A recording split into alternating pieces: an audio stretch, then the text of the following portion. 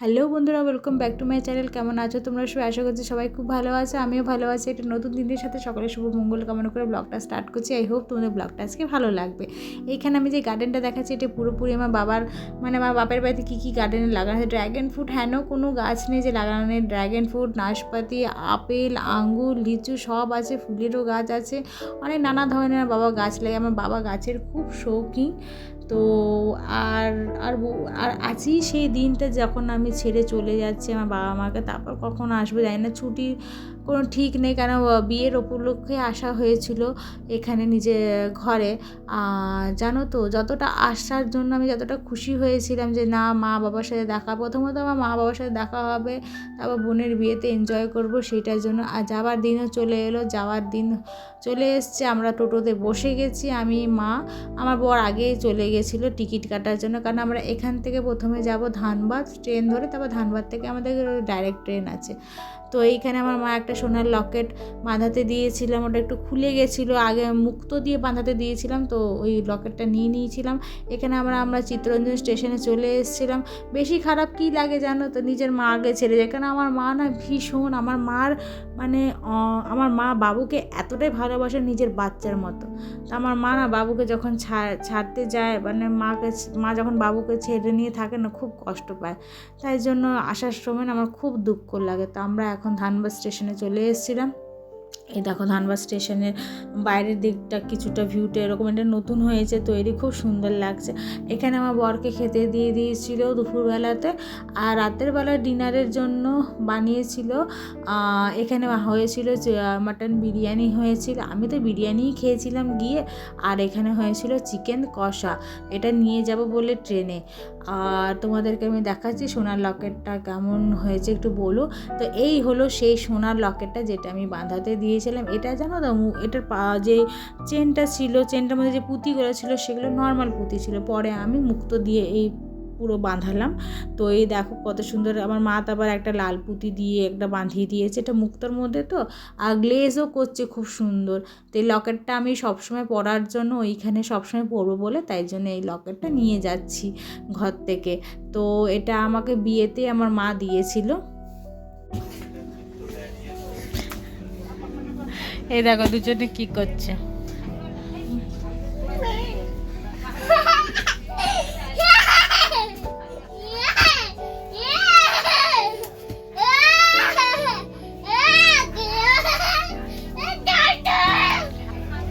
দেখো দুজনে বাপ বেটা মিলে করছে। কাল তো পুরো রাত ভর কেঁদেছে পুচকা আমার, এত আসার সময় ট্রেনটা ছাড়ার সময় এত কেঁদেছে ওর কান্না দেখে। আমার বড় মা তো কাঁদছিল ওকে ছাড়ো, কেন পুরো একদিন বয়স থেকে মা করেছে ওকে। তো মা বলে আমাকে আর আমার ভাইকে যেরকম করে মানুষ করেছে ওকেও সেরকম করে। তো ও মায়ের একদম বাচ্চা, মা কাছ থেকে যদি বাবু সরে আসে মা খুব কাঁদে।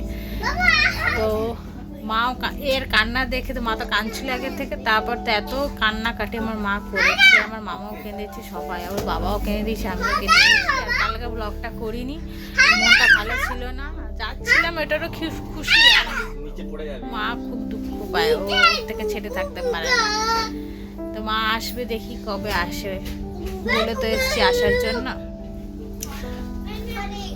মানুষের অনেকজনের অনেক ভাগ্য হয়, যারা পুরো যখনই বাচ্চা হয়, বাচ্চা হওয়ার পর একটা সাপোর্ট যদি তুমি না পাও, কারণ তুমি প্রথম দেখো সবাই এদের প্রথম বাচ্চা যখন হয় তখন কারোরই নলেজ থাকে না যে কে কীরকমভাবে মানুষ করবে।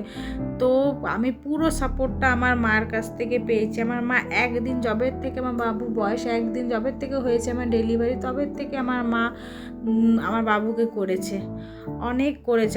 আমি আমার মায়ের ঋণ জীবনেও শোধ করতে পারবো না। আমার মা আমাকে যেরকম করেছে আমার বাবুকেও সেরকম করেছে। তো বলে না একটা ছোটোর থেকে আমি শুধু আমার বাবুকে শুধু ব্রেস্ট ফিডিংই খাইয়েছিলাম।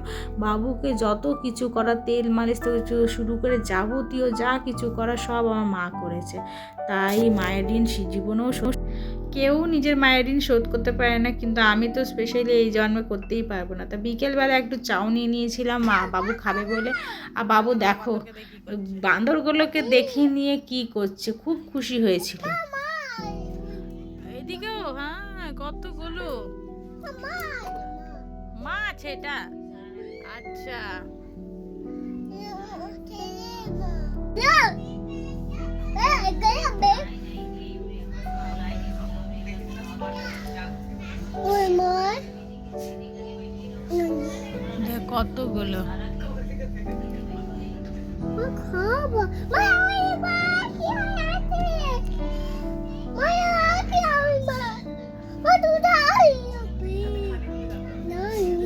হ্যাঁ, আমি আর বাবু বসে আর পুরো ট্রেনটা ফাঁকা হয়ে গেছে, ট্রেনের মধ্যে আর কোনো লোক নেই, কেন কি ডে 2 আজকে আর নামবো। তো এই দেখো চারিপাশটা পুরো গমের চাষ করেছে সব, কেন কি এখানে তো পাঞ্জাবে তো গমটাই স্পেশাল, তো এখন গমেরই চাষ করেছে, এই টাইমটাতে গমের চাষ করে সবাই।